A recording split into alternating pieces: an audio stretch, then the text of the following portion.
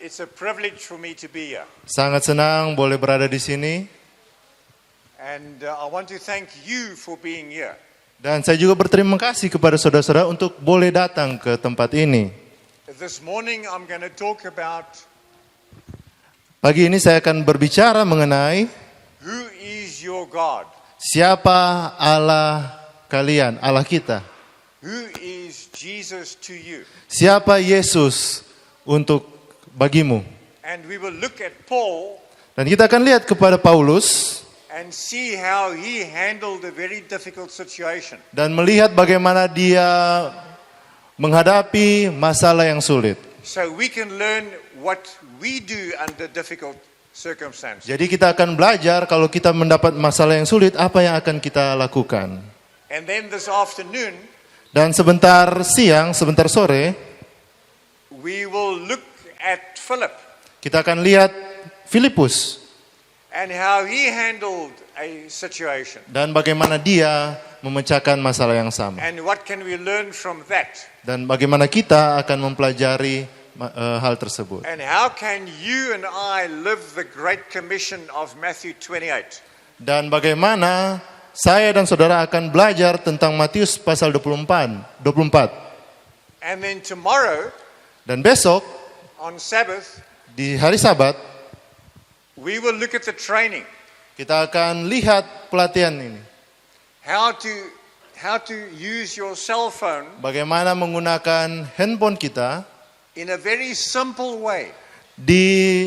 dengan cara yang sangat sederhana, A very easy way to evangelize. cara yang sangat mudah untuk menginjil.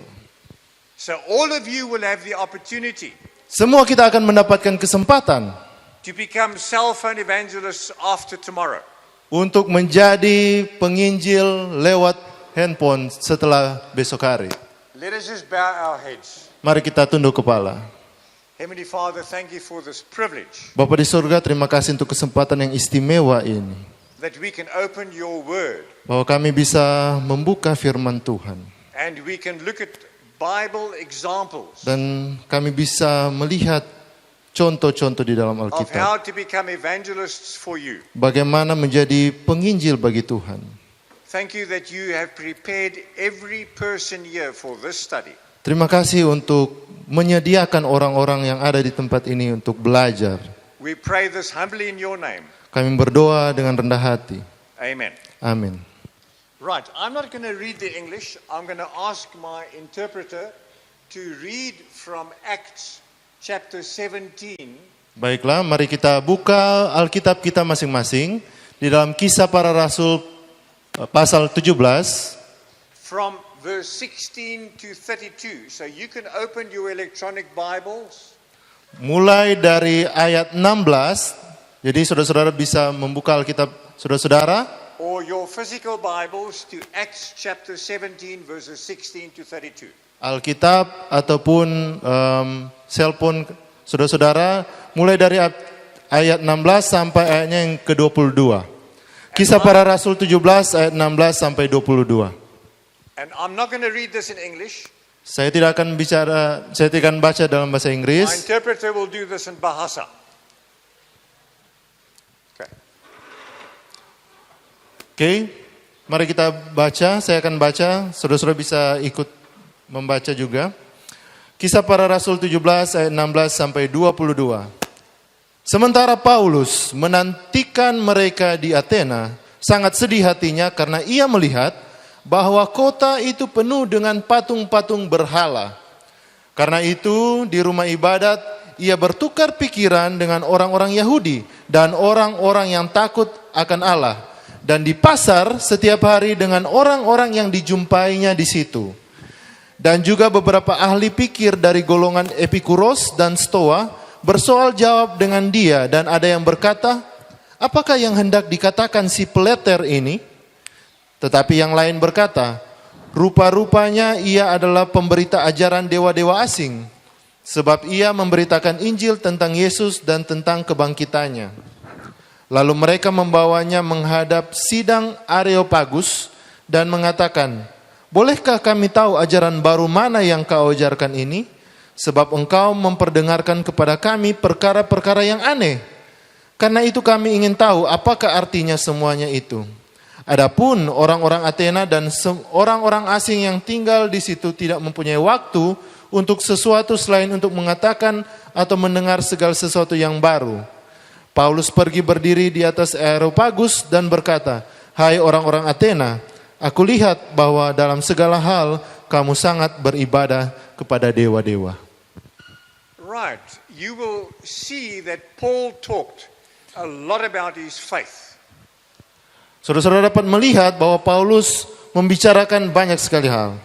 He also talked a lot about Jesus because he knew who God was and who Jesus was. Dan dia juga menyampaikan tentang Yesus karena dia tahu siapa Yesus dan tentang Allah yang dia percayai. This morning you and I will learn that we can use Paul's approach. Dan di pagi ini kita akan bisa melihat bahwa kita bisa menggunakan pendekatan yang dilakukan oleh Paulus. A farmer decided that he knew as much about any medical doctor. Saya percaya bahwa Paulus itu bisa seperti dokter. So this farmer opened up a doctor's office in town. Jadi Paulus itu seperti dokter di kota tersebut. And he charged a very expensive $500 for a consultation. Jadi dia membuka praktik dan dia memasang biaya $500. ya sekitar 7 juta lah, 8 juta. You guys are welcome to come and sit here. Mari datang ke depan untuk duduk. These are the best seats. Ya, ini adalah tempat duduk yang terbaik bahkan. Thank you for coming. Terima kasih sudah datang. But this farmer doctor, Oke, jadi ini cerita tentang seorang dokter ya. Ini dokter ini, he promised that if he could not cure you, he will pay you $1,000. jadi dia berjanji bahwa ketika dia menyembuhkan saudara-saudara, dia akan membayar saudara-saudara lebih dari yang dia charge. And the town's regular doctor was so offended by this. Jadi dokter yang ada di kota itu sangat tersinggung tentang hal ini. That he decided that he's going to expose this false doctor. Jadi dokter yang sudah ada di kota itu sebelumnya, bukan yang dokter yang datang, dia mengancam bahwa dia akan Expose him as a fraud. ya, dia akan mengatakan bahwa dokter yang datang ini adalah dokter yang palsu. So he went to the farmer doctor's office and he said to this chap, Jadi kedua dokter itu bertemu dan mereka saling berkomunikasi. he said, doctor, to this farmer, he says, doctor, I seem to have lost my ability to taste. Can you cure me? Jadi dia katakan kepada dokter, dokter, saya kehilangan kemampuan untuk mengecap. Bisakah dokter membantu saya? So this farmer doctor calls out to his nurse, nurse, give him 3 drops from that blue bottle. Dia katakan kepada perawatnya, perawat tolong ambil dari botol warna biru tersebut dan berikan 3 tetes kepada si pria ini, si orang ini. So she took the blue bottle and gave the real doctor 3 drops on his tongue. Jadi kemudian perawat lakukan yang dokter sampaikan. Dia ambil botol berwarna biru dan dia berikan 3 tetes kepada dokter yang asli. And the real doctor began to choke and he says, but that's gasoline. Kemudian dokter yang asli kemudian mulai batuk dan dia katakan itu adalah gas, bensin. And the farmer doctor smiled and he said to the real doctor, congratulations, your taste has been restored. Jadi kemudian dokter yang palsu ini dikatakan, selamat, kemampuan mengecap kamu sudah sembuh. That'll be $500. 7 juta, 8 juta, silakan bayar. So the real doctor realized that he was a very clever man, this farmer, and he paid up. Jadi dia menyimpulkan bahwa orang ini sangat pintar dan kemudian dia membayar. Then a few days later, Beberapa hari kemudian, he came back to this farmer doctor's offices. Oke, jadi dokter yang asli ini dia kembali ke tempat praktek dokter yang palsu ini. And he said to him, I think I've lost my short-term memory. Kemudian dokter yang asli ini menyampaikan dia punya keluhan, saya kehilangan kemampuan mengingat saya. Can you cure me? Bisakah sembuhkan saya? Sure, he says to the nurse. Give him 3 drops from that blue bottle. Tentu dia katakan kepada perawat, kasih itu 3 tetes lagi dari botol yang berwarna biru. So the real doctor says, no, that's dieseline. Kemudian dokter yang asli ini bilang, tidak, itu bensin. So the doctor farmer says, congratulations, your memory is cured.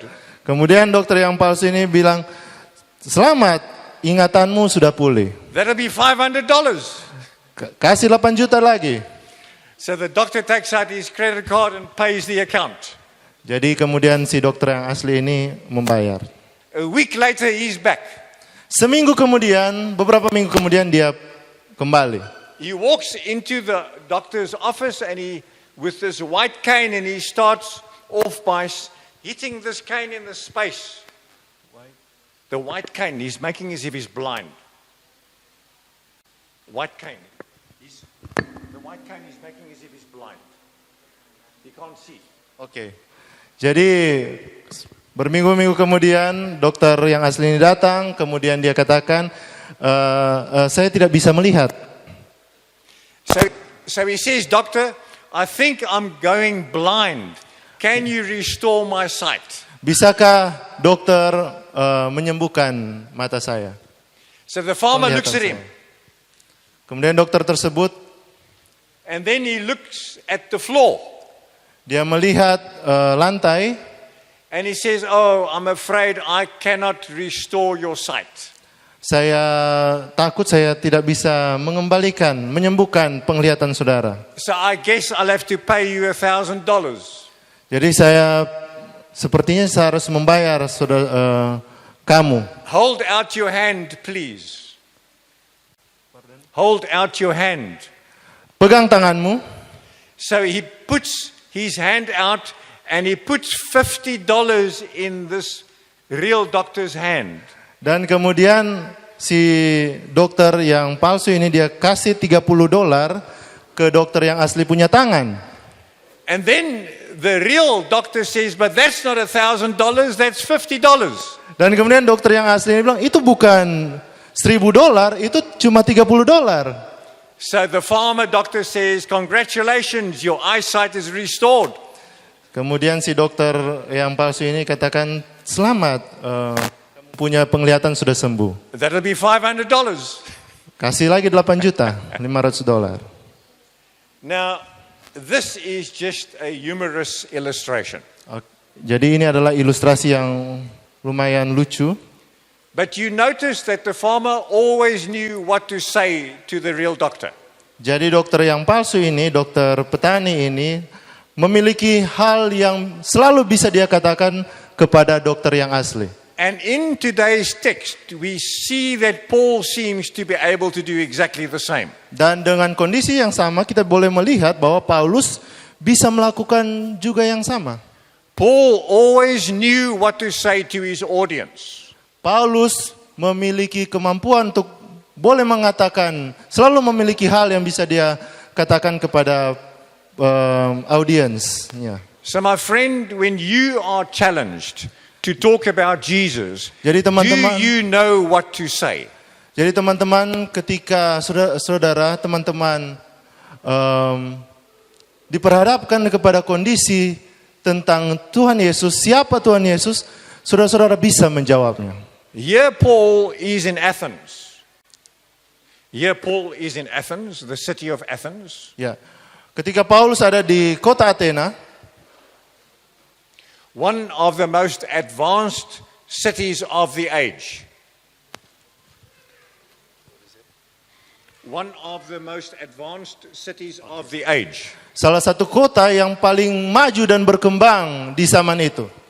Athens is a center of learning. Athena merupakan kota pelajar lah, sama seperti Jogja. It has one of the greatest universities of the ancient world. Dia memiliki universitas terbaik di zaman itu. It was a center of philosophy, literature, science, and art. Dia adalah pusat filosofi, literatur, dan seni. And some of the greatest philosophers and thinkers lived there. Dan juga banyak filsuf dan juga ahli-ahli tinggal di kota tersebut. Plato and Socrates is two examples. Plato, Socrates. It was here in Athens that the idea of democracy started. Di kota Athena, demokrasi itu dimulai. And here now Paul is standing in front of a highly educated audience. Dan Paulus sedang berdiri berhadapan dengan orang-orang yang sangat berpendidikan. And he's being challenged to convince them about Jesus. Dan dia sedang ditantang untuk berbicara tentang Yesus. And he says just the right things. Dan dia berkata, And he says just the right things. dan dia dengan pintar berkata hal-hal yang tepat. Now most people are not like that. Beberapa orang tidak suka hal tersebut. They can come up with some clever reactions if you give them a day or two to think about it. Mereka hanya bisa menjawab kalau saudara-saudara kasih 1-2 hari untuk berpikir tentang hal tersebut. And most are really, they're not very good at saying something profound. When you put them on the spot, they must talk and react immediately. Jadi beberapa orang tidak bisa langsung menjawab ketika ada pertanyaan kemudian langsung dijawab. Beberapa orang tidak seperti itu. And that's the reason why most Christians don't talk to others about Jesus or their faith.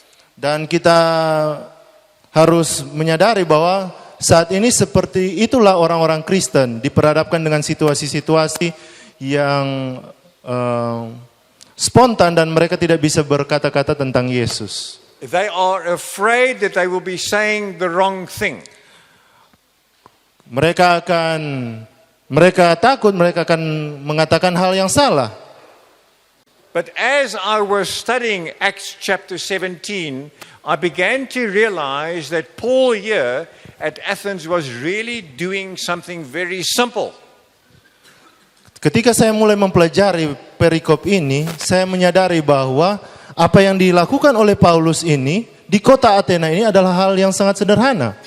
And that it would be fairly easy for you and me to do what Paul did, and we can copy him and relax when we are in a similar situation in future. Dan sebenarnya mudah bagi kita untuk melakukan hal yang sama seperti yang Paulus lakukan di dalam penginjilan kita di masa depan. The first thing I want you to notice is Paul spoke to the crowd because he was provoked. Hal yang pertama yang harus kita sadari adalah Paulus mulai berkata-kata kepada orang-orang ketika dia mulai fitnah, diprovoke. Acts chapter 17 verse 16 reads, while Paul was at Athens. Kita mulai dari Kisah Para Rasul 17 ayat 16. Sementara Paulus menantikan mereka di Athena, His spirit was provoked within him sangat sedih hatinya as he saw the city was full of idols. karena ia melihat bahwa kota itu penuh dengan patung-patung berhala. Now that's what got Paul talking. He was provoked. Jadi itulah yang pertama dilakukan oleh Paulus, dia sedih hati. He was agitated because it bothered him to see so many idols in the city of Athens. Dia sangat sedih karena melihat banyak sekali patung-patung berhala di kota Athena. So yeah, he was in Athens, one of the greatest cities of learning in the ancient world. Jadi dia ada di kota Athena, salah satu kota yang paling maju di zaman itu. And these people cannot make up their minds what to do with God. Namun orang-orang yang ada di kota itu tidak bisa belajar tentang Allah. One scholar noted that it is easier to find an idol in Athens than it was to find a man. Ada perkataan bahwa lebih mudah menemukan patung-patung berhala daripada menemukan seorang manusia. It reminds me of the other day I was in the cities of Skopje and Bitola in North Macedonia. Ini mengingatkan saya kepada pengalaman saya di Makedonia. Every few intersections I would find a small shrine. Di setiap persimpangan jalan saya akan menemukan kuil. These little shrines were about this size. Ya, ini kuil ini cuma kecil ya. Built on a pedestal about waist high. Cuma setinggi pinggang. And as you get to this intersection, you see the shrine there, this height. Ya, hanya setinggi ini, setinggi pinggangnya. So communities would come to these intersections and they would practice rituals at these numerous shrines. Jadi para masyarakat, Can you hear me? cek.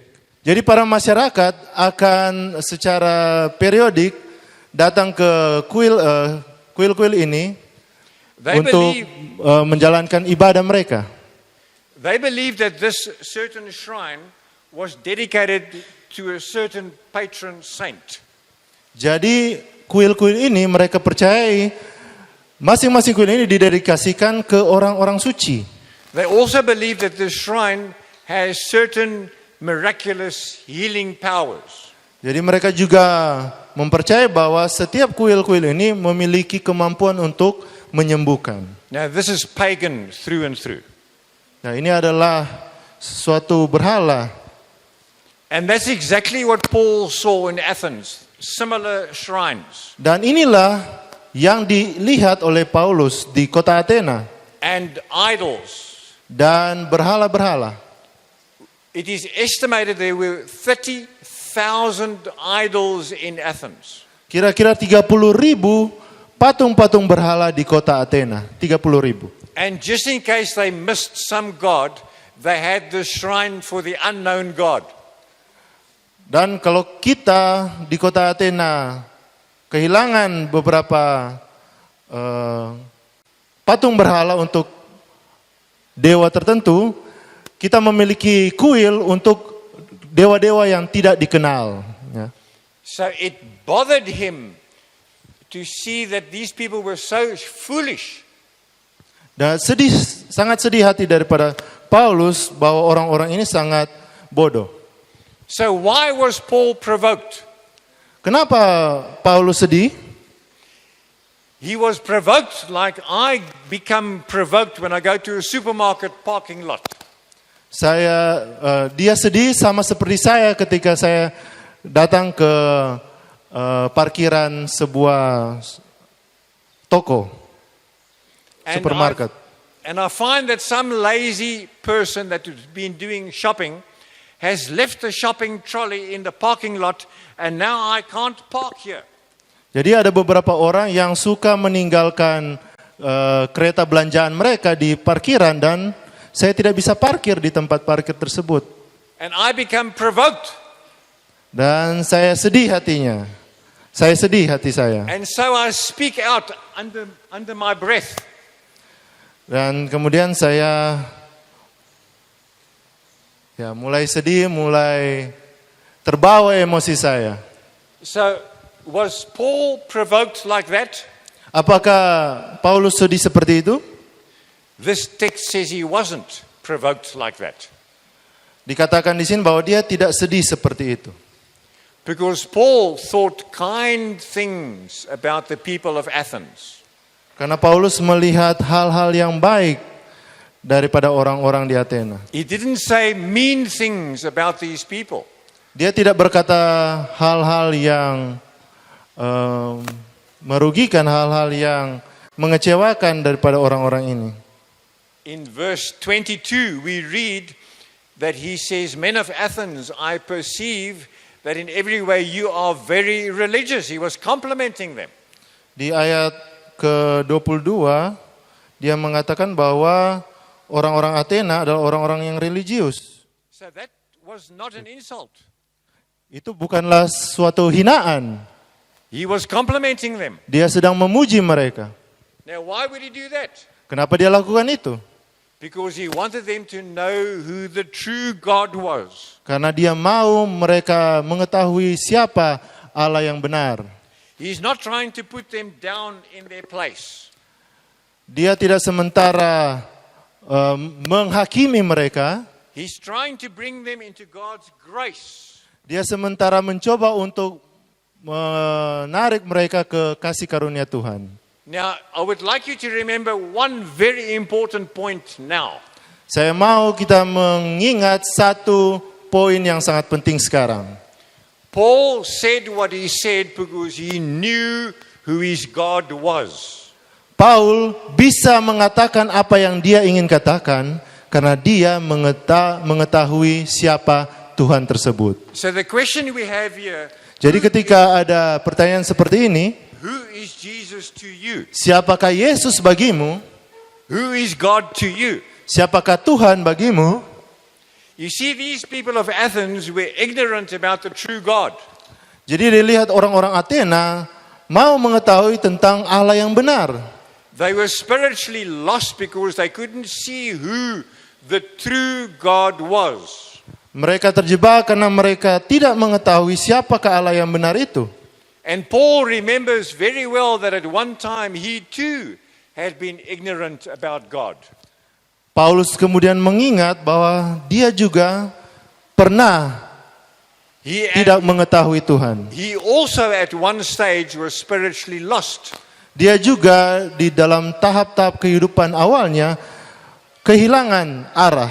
I want you to go to the first book of Timothy in your Bibles, chapter 1, Mari kita buka buku 1 Timotius 1, verses 15 and 16. 1 Timotius 1 ayat, And this is where Paul, 1 Timothy 1, verses 15 and 16. ayat 15 dan 16. And this is where Paul writes to Timothy. Dan inilah perkataan Paulus yang dia tulis kepada And he admits Timotius. here, and here he admits,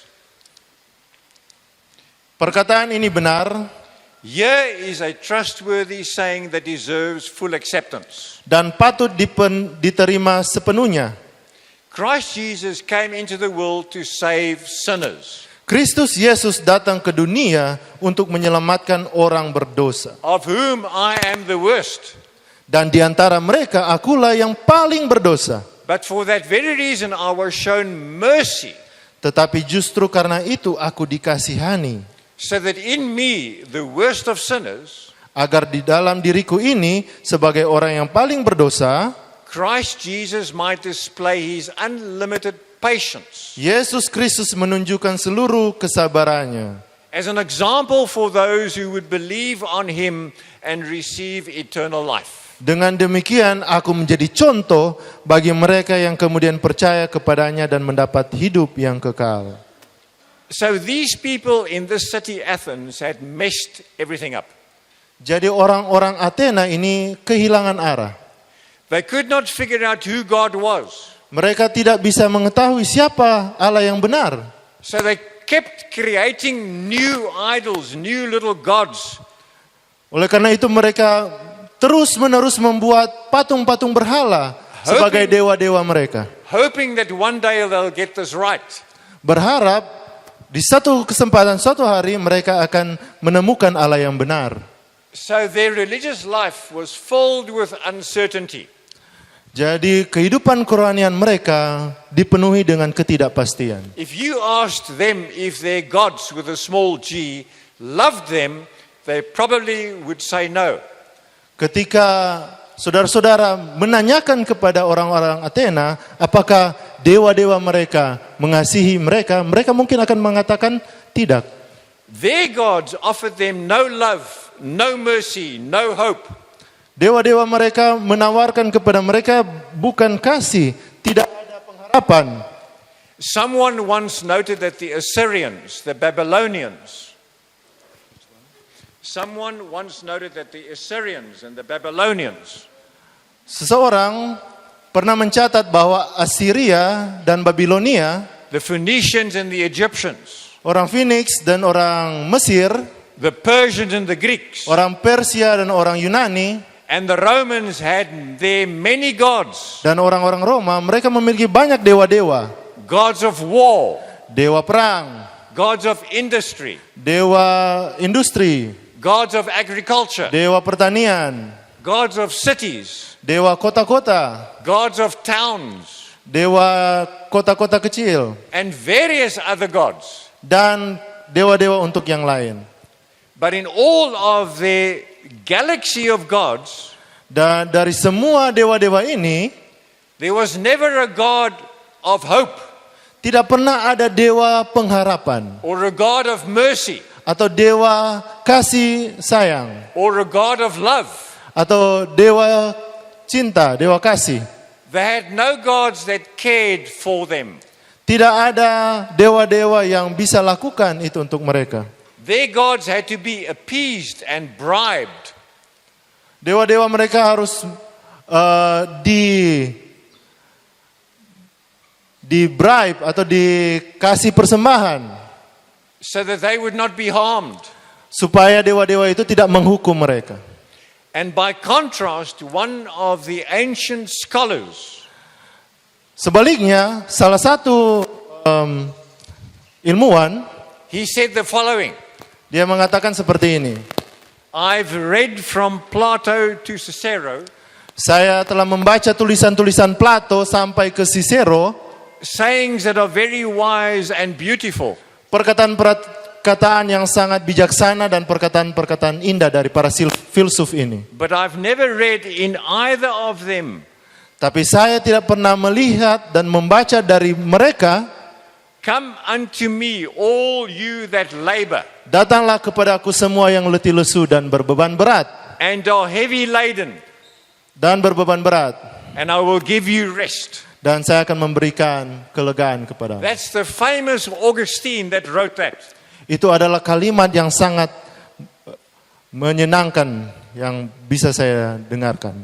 But the God that Paul knew Allah yang Paulus tahu and respected and loved dan hormati dan juga sayangi is the God that says, come unto me all you that labor adalah Allah yang mengatakan, marilah kepadaku semua yang letih lesu and are heavy laden, dan berbeban berat, and I will give you rest. dan aku akan memberikan kelegaan kepadamu.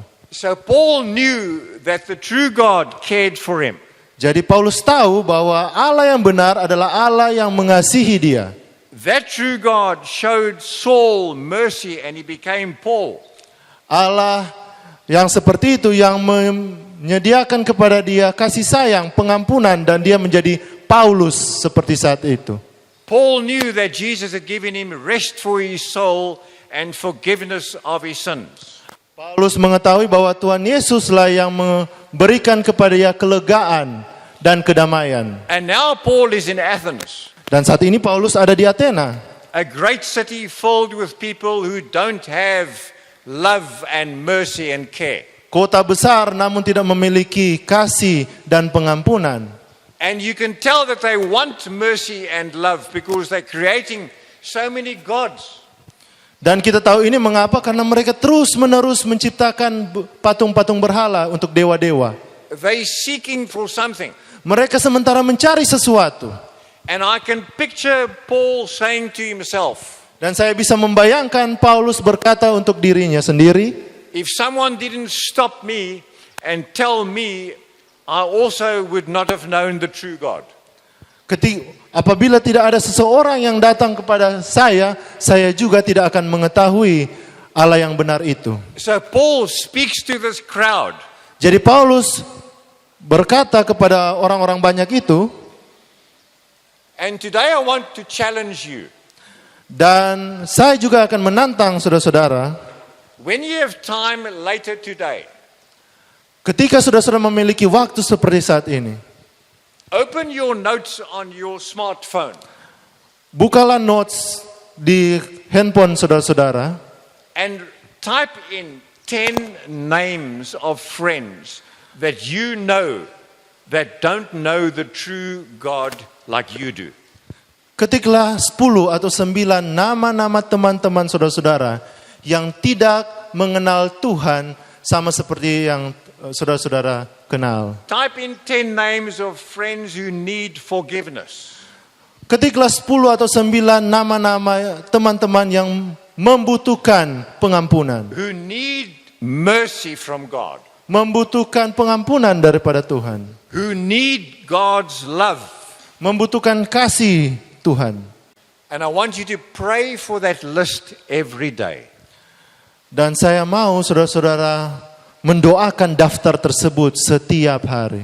Pray that God will open the door to give you a chance to witness to those 10 people.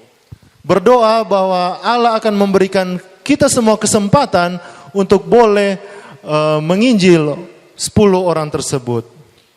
So the question now Jadi pertanyaan yang penting saat ini, is how do you talk to those 10 people?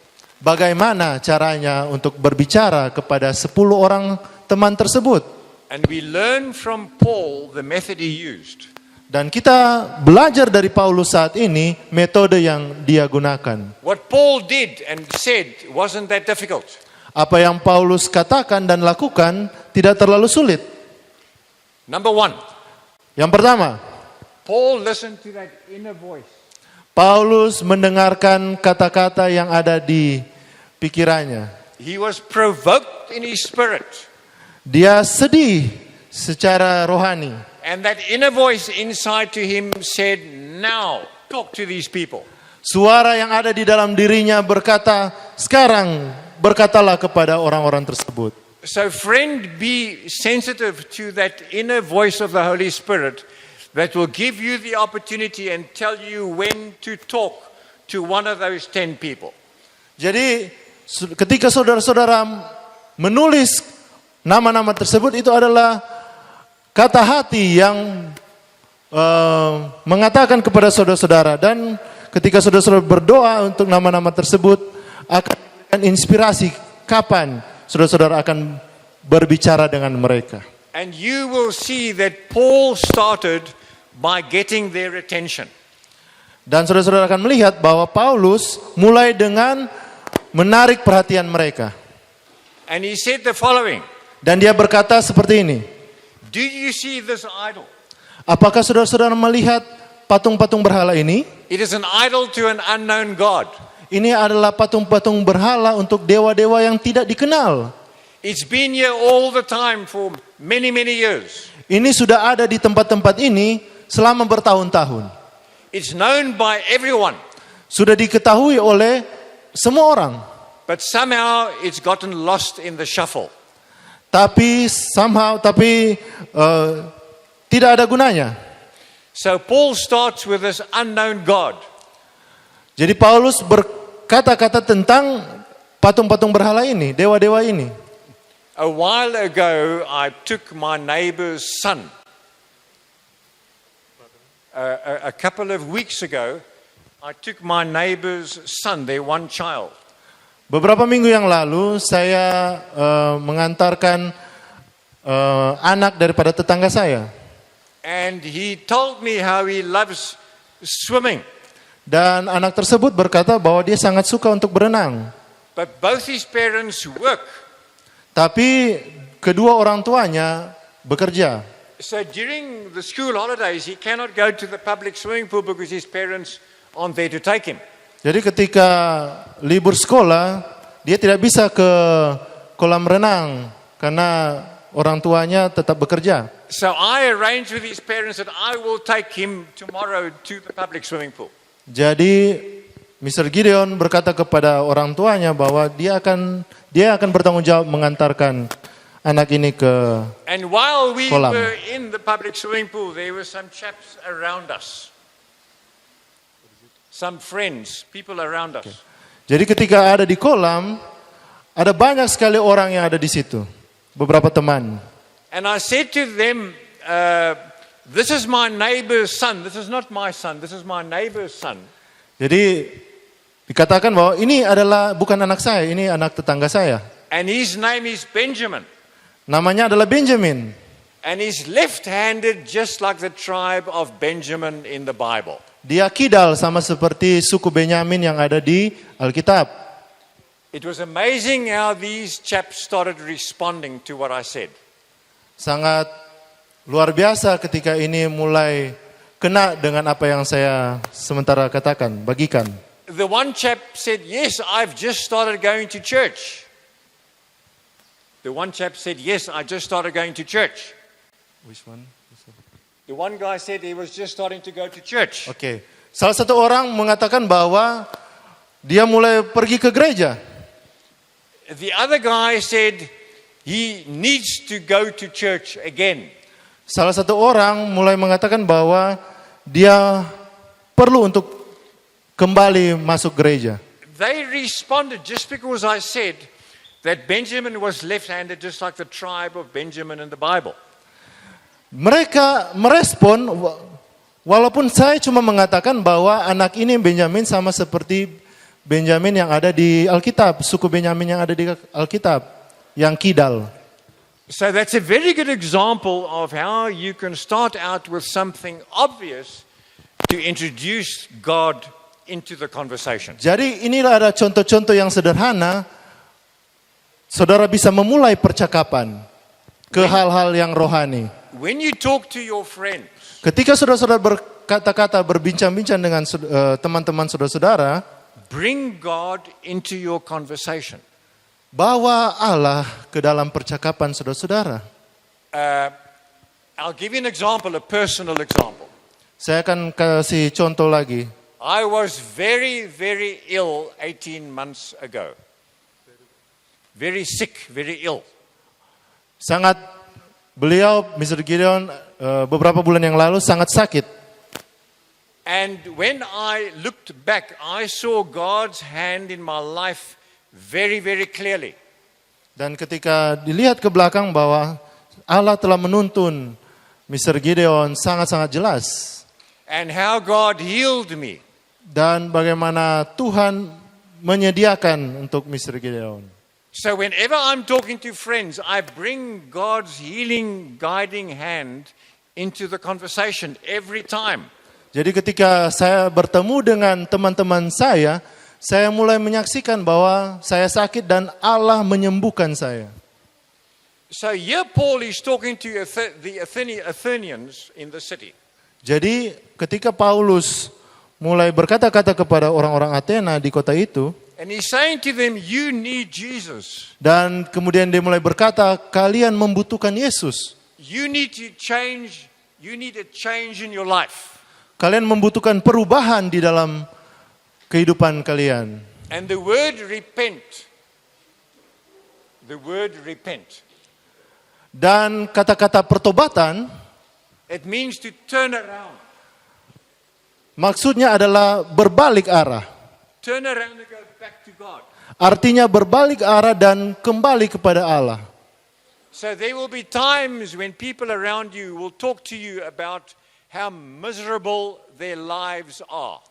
Ada kesempatan-kesempatan bahwa ketika saudara-saudara bertemu dengan teman-teman dan teman-teman saudara-saudara mulai berkata bahwa mereka punya kehidupan sangat bermasalah dan sangat menyedihkan.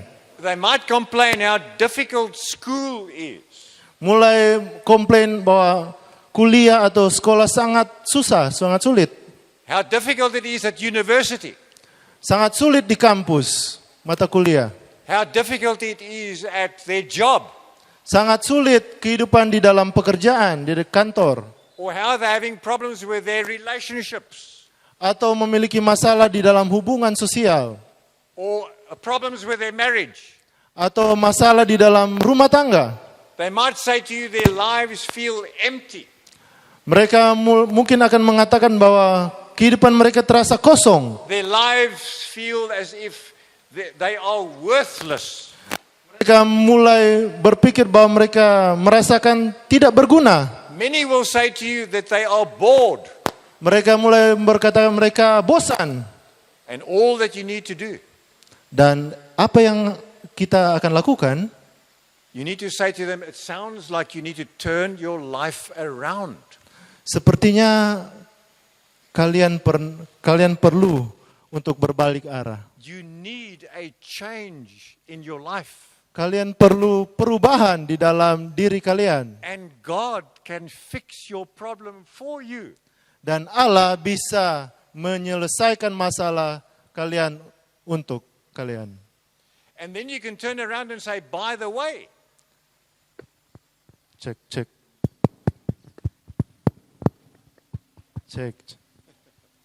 you can say, by the way. Hello, can you hear me? Is it working? You can say, by the way, Omong-omong, I'm aware of a very easy to understand series of studies on the book of Revelation. saya mengetahui seri pembelajaran kitab Wahyu. Can I send you one study a week on the book of Revelation? It will change your life. Apakah saya bisa mengirimkan materi ini kepada Anda? Itu akan mengubah kehidupan Anda. So, can you see how easy it is to bring God into the conversation? Jadi saudara-saudara bisa melihat sebenarnya sangat mudah membawa Allah ke dalam percakapan keseharian kita. I was supposed to go to the Bahamas a month ago. Saya seharusnya pergi ke Bahama sebulan yang lalu. And God somehow organized that I do not get the visa. Namun Tuhan berkata lain, saya tidak mendapatkan visanya. My friend got the visa, but I did not get the visa. Teman saya dapat, saya tidak. So he's walking in the street, Dia jalan-jalan and somebody comes up to him, dan seseorang datang kepadanya. and he says to him, would you like to buy some cocaine? Apakah kamu mau membeli kokain atau narkoba? And you can tell everyone how wonderful the Bahamas was. Kita semua tahu sebenarnya Bahama itu sangat luar biasa.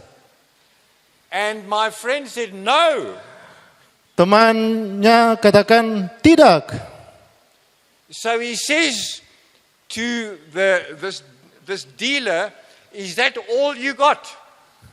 Jadi orang yang menjual ini, teman dari Mr. Gary katakan, apakah cuma ini yang dibawa? And he said, yes. Ya, cuma ini. So my friend, the pastor, he says, I'm disappointed in you.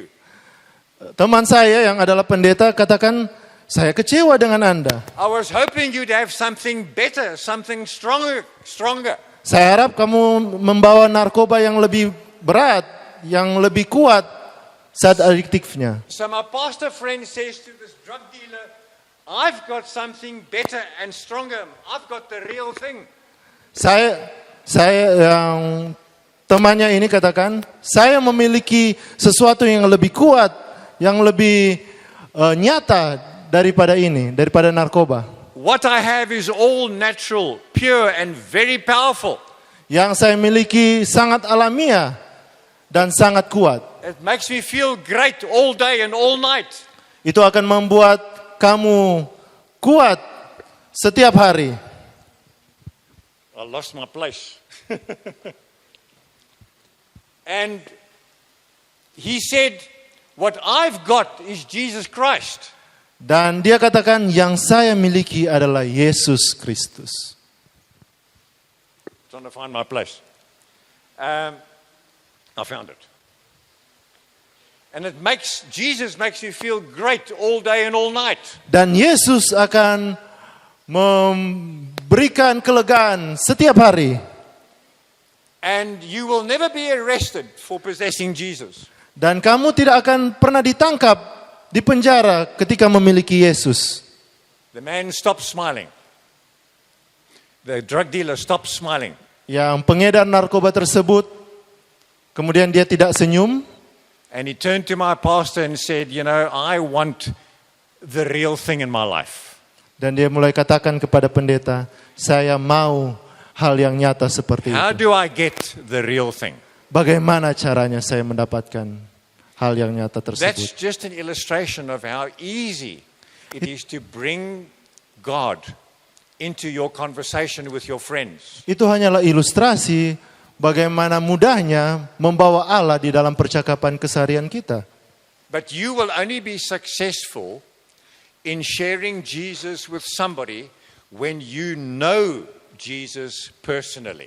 Namun kita hanya akan sukses untuk boleh membagikan Yesus dengan teman-teman kita kalau kita mengenal Yesus secara pribadi. Otherwise, they will sense that you are faking it. Selain daripada itu, kita terlihat seperti mengada-ada atau memalsukan hal tersebut. Paul knew personally who God was, who Jesus was. Paulus tahu secara dekat siapa Yesus tersebut. He knew that his God loved him Dia tahu bahwa Allahnya sangat mengasihi dia. and shown mercy to him. Memberikan kepada dia pengampunan. That was the God that changed his life. Itu adalah Allah yang mengubah kehidupannya. Do you know who God is? Apakah kita mengetahui siapa Allah? Have you really been transformed by God? Have you been a Saul and you are now a Paul? Apakah kita sudah diubahkan oleh kuasa Tuhan saat ini? What time am I supposed to end? What time am I supposed to end?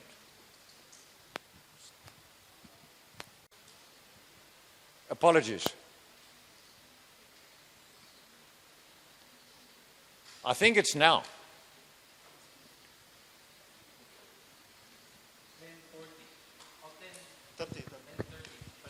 That's now. Correct. Thank you very much. Okay, what I want you to do, Yang mau saya lakukan, kalian semua lakukan, I want you guys to stand. I will tell you when to stand. saya mau kita berdiri, tapi saya akan bilang kapan kita berdiri. And I want you to form a prayer with the person next to you, a prayer partnership. Saya mau kita membentuk prayer partner atau teman berdoa And dengan all- teman di samping kita. We're going to keep it very short and very simple. Kita akan persingkat dan kita akan buat mudah. I want you to pray for your friend.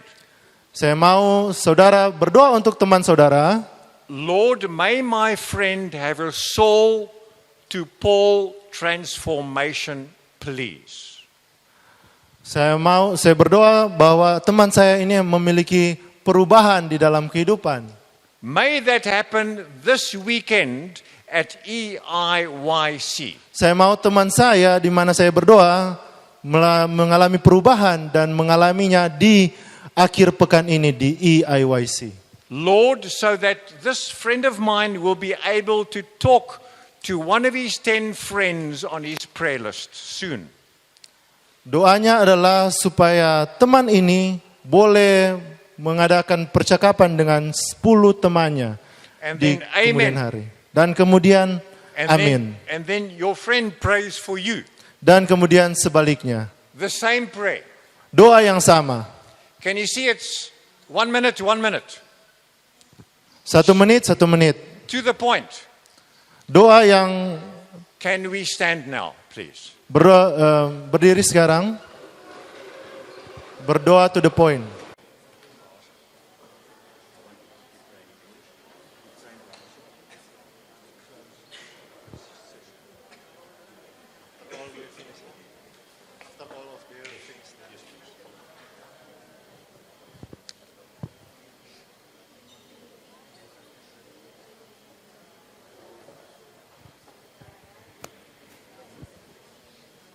Oke, terima kasih saudara-saudara boleh berdoa, berdua-dua dan juga ada yang bergrup tadi. Ini adalah hal yang sangat penting untuk bisa kita lakukan di dalam kita menjangkau orang-orang terdekat kita. Mari kita tutup dengan doa, kita berdoa.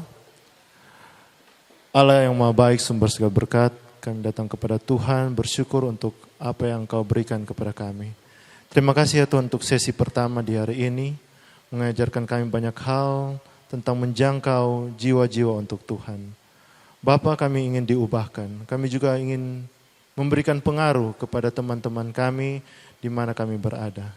Tolong kami ya Tuhan untuk boleh kontemplasi dan juga merenungkan apa saja yang kami pelajari sehingga kami boleh lakukan di dalam kehidupan kami. Terima kasih ya Tuhan, inilah yang menjadi doa dan permohonan kami. Di dalam nama Tuhan Yesus kami sudah berdoa. Amin.